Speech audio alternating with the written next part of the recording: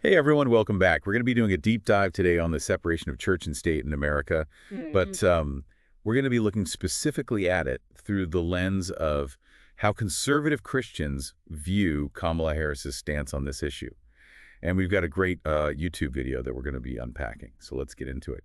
Yeah, this is one of those topics that's really complex, and it's important to understand the kind of nuances of this debate and what's driving it. Okay, so let's rewind for a second back to like the founding of America. Thomas Jefferson, one of the founding fathers, was a big proponent of the separation of church and state. But was it always like that? Were there struggles even back then? Well, Jefferson advocated for this wall of separation because he wanted to prevent the government from favoring one religion over another and to protect individual religious freedom. But even back then, the application of this principle, it wasn't always clear cut. For example, there were debates about government funding for religious schools. And even back then, the use of religious rhetoric in public discourse was a hot topic. So even back then, people were grappling with like where to draw the lines. Exactly. And fast forward to today, those lines have become even more blurred. What constituted public life in Jefferson's time is vastly different from how we experience it today. So it's not surprising that when Kamala Harris kind of doubles down on that wall of separation, it raises concerns, particularly among conservative Christians. Right. And, our source highlights how Harris, in many of her speeches, really emphasizes the need for this clear separation, focusing on things like inclusivity and preventing discrimination. Yeah. I actually remember watching a speech of hers where she talked about the importance of ensuring that government policies don't impose any particular religious beliefs on citizens. And while her intentions might be coming from a good place, aiming to foster a diverse and tolerant society, many conservative Christians see this as a potential threat to their own freedom of religious expression. So they hear it as keep your faith private, don't bring it into the public square. Exactly. That's the fear. They worry that it'll limit their ability to engage in faith-based discussions, whether it's in schools, community events, or even online. It's not just about being heard, though. They're concerned that their values won't be able to help shape public life. And the video even points to some specific policies that Harris supports, like eliminating public funding for religious institutions or programs that incorporate religious teachings. Mhm. And it's interesting because while some people see this as promoting fairness, others might see it as excluding certain viewpoints from policy decisions. Yeah, and this kind of leads us into the debate around education. Harris is a strong advocate for secularism in public schools, and this has raised concerns among many Christians who believe that they have a right to share their values and beliefs within the educational system. Yeah, so they see it as enriching the experience, not as forcing their beliefs on others. But how does that actually play out? What are some specific concerns? Well, they're concerned about things like restrictions on student-led prayer groups, religious holiday celebrations in schools, or even the teaching of creationism alongside evolution in science class. They see these as opportunities to share their faith and values with future generations. So it's this constant kind of tug of war between trying to ensure a neutral environment and acknowledging the role of faith in many people's lives. And this tension seems to really come to a head when we talk about the curriculum in schools or the influence of religious organizations. Absolutely. And it's this sense of a threat to their freedom to express and share their faith that really fuels the anxieties we're talking about today. So how do these anxieties manifest? Like, how do they actually mobilize around these concerns? Well, the video suggests that this often leads conservative Christians to become more politically active. They start to really rally behind candidates and policies that they see as protecting their right to practice and share their faith openly without interference. So it's almost like a catalyst for political engagement. Hmm. They're not just expressing their concerns, they're taking action to protect what they see as a fundamental right. Exactly. And while these concerns are very real and deeply felt, the video does offer a glimmer of hope. Oh, good. I could use some optimism right now. Yeah, it suggests that even with all this tension, there's still potential for productive dialogue and maybe even finding some common ground. Dialogue. Yeah. I mean, I'm all for it, but how can we actually bridge this divide? It seems like people are so stuck in their own echo chambers. It's definitely not easy, but the video offers some insights. It suggests that a crucial first step is to move beyond those simple labels and actually trying to recognize the shared values that both sides of the debate have. Shared values. That's hard to imagine sometimes when the rhetoric gets so heated. Hmm. Where do we even start looking for those? Well, think about it. Both conservative Christians and those who advocate for stricter separation. They ultimately want a society where everyone feels respected, valued, and protected. They both desire a system where individuals have the freedom to live according to their own conscience. So it's less about agreeing on every single detail and more about finding a way to coexist peacefully, even with those differing beliefs. Precisely, it's about recognizing that diversity of thought and belief is a strength, not a weakness, and creating spaces where those differences can be explored and debated constructively, Yeah. without resorting to demonization or silencing opposing views. That sounds beautiful in theory, but in practice, it seems like we're miles away from that kind of respectful dialogue. I've seen friendships and even families torn apart over this very issue. You're right, it's not easy, and I think part of the problem is that this debate often taps into some deep-seated fears and anxieties. For conservative Christians, there's this fear of being marginalized, of having their values and beliefs silenced in the public square. It's like their whole worldview is being challenged, and that can feel very personal. Exactly, and on the other side, there's this fear that allowing religious beliefs to have too much influence in public policy could lead to discrimination against those who don't share those beliefs. They're worried about the potential erosion of individual rights and freedoms in the name of religion. So how do we address those fears then? How do we move past those anxieties to find that common ground? Well, the video suggests that education and empathy are key.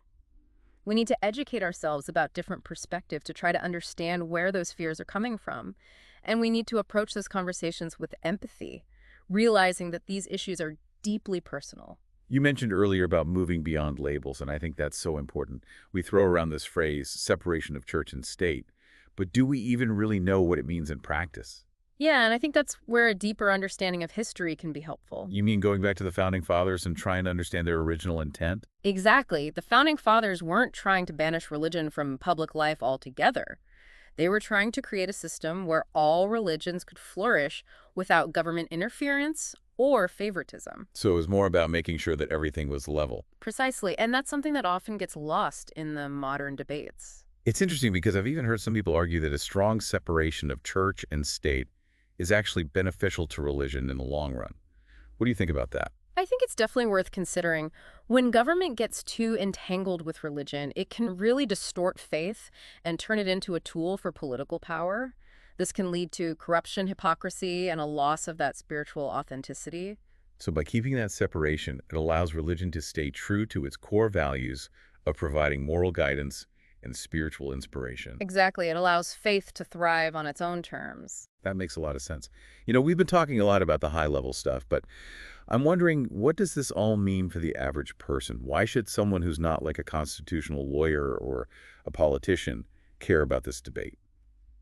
That's a great question. And I think at its heart, the separation of church and state is about protecting one of our most fundamental freedoms, our freedom of conscience. So that's the freedom to believe what we choose to worship as we see fit and to live our lives according to our own moral compass without interference from the government. Exactly. And in a world that's becoming increasingly polarized and intolerant, that freedom is more important than ever. It's the bedrock of a truly free and democratic society. Precisely. And I think that's something that resonates with people from all walks of life, regardless of their religious beliefs or political affiliations. It's about the fundamental right to be who we are, to think for ourselves, and to live authentically. You said it. It's about individual liberty and the right to choose our own spiritual and moral paths.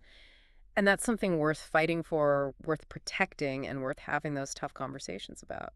Absolutely. Yeah. I was reading an article recently about how different countries approach this whole church and state thing. Mm. Some have official state religions, others have strict separation. And it got me thinking, is there like a right way to do this? That's a really interesting question, and it kind of shows how complex this issue is. There's no one-size-fits-all answer. Every country's approach is influenced by its own history, culture, and politics.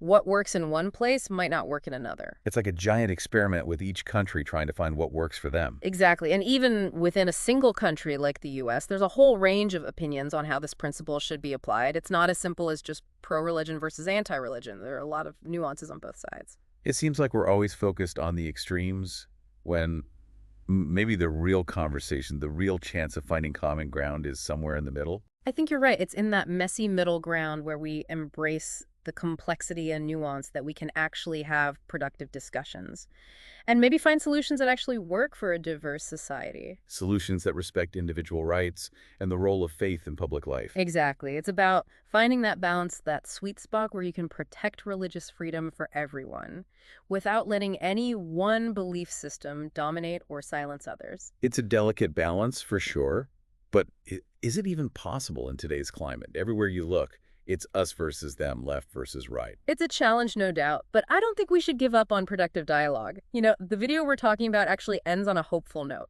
It suggests that despite these deep divisions, there are still opportunities for building bridges. I like the sound of that. What are some of those opportunities? Well, it highlights the importance of interfaith dialogue, creating spaces where people from different faith traditions can come together, share their perspectives, and maybe find some common ground. I've always loved those interfaith events. It's inspiring to see people from different backgrounds and different beliefs coming together to try to understand each other and build community. It's a nice change from all the division. It is, and it's not just about interfaith dialogue either. It's also about having conversations between religious and secular communities. We need spaces where people can engage with different worldviews, challenge their own assumptions, and build empathy. It's like that saying, don't judge someone until you've walked a mile in their shoes. Exactly. It's about getting out of our own little bubbles and actually talking to people who think differently. It's about listening with an open mind and a willingness to learn from each other. And maybe, just maybe through those conversations, we can start to heal those divides and find a way to live together peacefully and respectfully, even though we have our differences. That's the hope. It won't be easy. It'll take patience, understanding, and a willingness to compromise, but I think it's possible. Well, on that hopeful note, I think it's time to wrap up this deep dive. But before we go, I want to leave our listeners with a final, thought-provoking question to consider. Something to really think about as they navigate this complex world. Hit me with it. Okay, here it is. In a society as diverse as ours, how do we ensure that the separation of church and state protects religious freedom for everyone, while also protecting the rights of those who don't identify with any particular faith? Wow, that's a really good one. It really gets to the heart of the balance we've been talking about. It does, and there's no simple answer. But wrestling with that question, engaging in those difficult conversations, is essential if we want to build a society that truly upholds the principles of freedom, equality, and justice for all. I couldn't agree more. And on that note, a huge thank you to you, our expert, for taking us through this incredibly complex and thought-provoking topic. And to our listeners, thank you for joining us on this deep dive. We hope you've come away with new insights, new questions, and maybe even a renewed sense of hope. Until next time, keep exploring, keep questioning, and keep those deep dives going. It was talking about how different countries handle this whole separation of church and state thing. Oh, yeah. And some have like official state religions, right? Others are very strict about separation. And it really made me wonder, is there one right way to approach this? That's a great question. Yeah. And it really highlights how complicated this is. There's no magic formula, one-size-fits-all solution. Every country is different. Each one's approach is shaped by its own unique history, culture, and politics. Right. What works in one place might not work in another. Yeah, it's almost like everyone's trying to figure it out, doing their own kind of social experiment. Exactly. And even within the U.S., right? Yeah. There's a whole spectrum of opinions. Right. It's not just a simple for or against religion. Yeah. There's so much nuance on both sides. It's like we always focus on those extremes when maybe the real conversation, the real potential for finding common ground is somewhere in the middle. Yeah, I think you're onto something there. It's in that messy middle ground where we can actually embrace complexity and nuance. That's where we can have the most productive conversations and maybe even find solutions that work for everyone in a diverse society. Solutions that respect individual rights, but also acknowledge the role of faith in public life. Exactly. It's about finding that sweet spot, that balance where you can protect religious freedom for all without letting any one belief system take over or push others out. It's a delicate balance for sure, but can we even achieve that in our current climate? I mean, everything feels so polarized. It's always us versus them. It's definitely a challenge, but I don't think it's impossible to have productive dialogue. In fact, the video we've been discussing ends on a hopeful note. It suggests that despite these divisions, we can still find ways to bridge the gap. I like to hear that. Oh, what are some ways we can do that? Well, one thing they point to is the importance of interfaith dialogue. Creating spaces where people from different faiths can come together, share their perspectives, and find common ground.